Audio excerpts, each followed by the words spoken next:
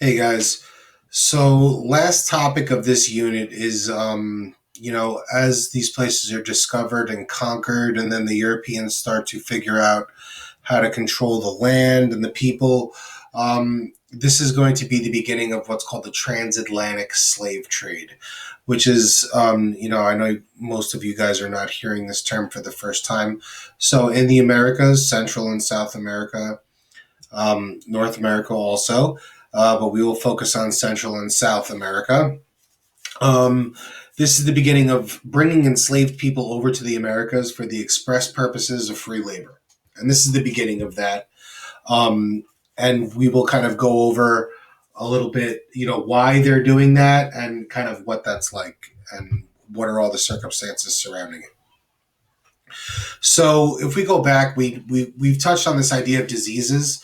For starters, the whole idea behind the encomienda system was that um, Europeans were going to force the natives to do the hard work for them with regard to, the agriculture around cash crops and also, the mining and extraction of precious metals and other raw materials needed for industry.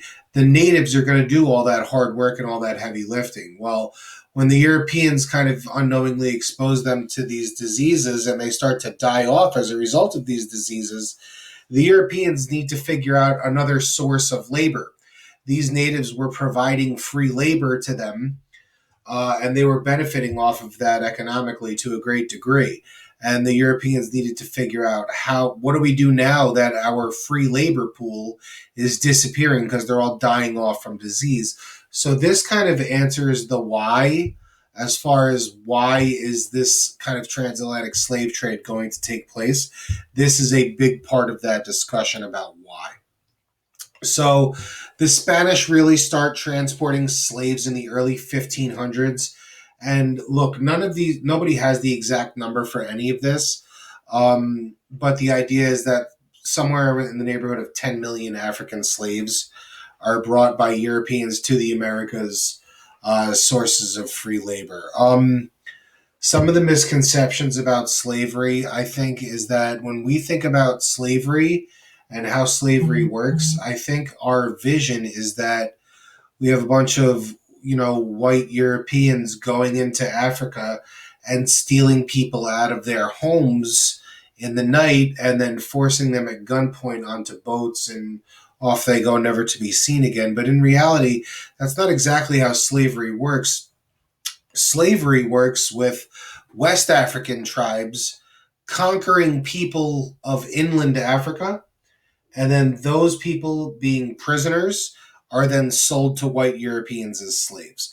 So it's really West Africans selling Africans from the interior to Europeans. I mean, there's times where Europeans don't even get off the boat. So after the Europeans purchased these inland Africans, they sail them over to the New World, and that trip between Africa and the Americas is known as the Middle Passage. The Middle Passage is not a particular route, it's just the nickname they give to that trip between Africa and the Americas.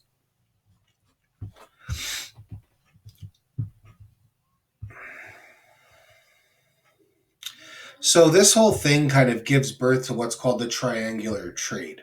So there is this economic kind of relationship that exists between the peoples of Europe, Africa, and the Americas. And this is definitely going to be something from this particular topic that you're definitely going to want to know.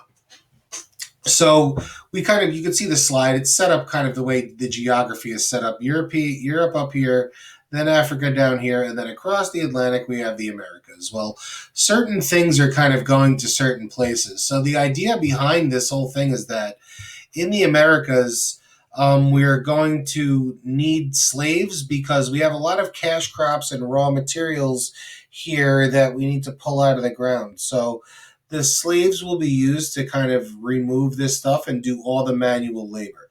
Then we're going to take all these things and we're going to put them on a boat and we're going to sail them to Europe.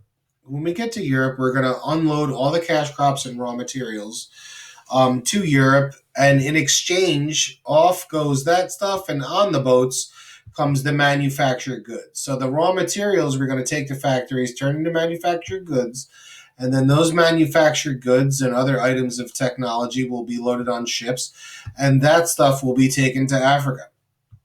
Once they get to Africa, they're going to unload these manufactured goods and technology, and they're going to trade this stuff to Western African tribes for slaves. Those slaves are going to be put on boats, and then those boats are going to take those slaves across the Atlantic via the Middle Passage to the Americas, where the slaves will be used to get cash crops and raw materials, and then around and around we go. Okay, so this whole thing becomes cyclical.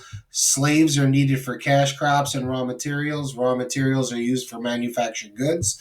Manufactured goods traded for slaves, and then so on and so forth over and over again. So this concept of triangular trade is born during this time also. And the important thing to understand is that it is born of the need for free labor with, from the perspective of Europeans. So you guys are going to take a look at a video that kind of goes over some of the finer points of the transatlantic slave trade and talks a little bit more about what some of these people went through with regard to slavery. So you can check out that video and use that video to answer the questions on the worksheet and submit that on Google Classroom. And as usual, I'm here if you guys need me, all right? Later.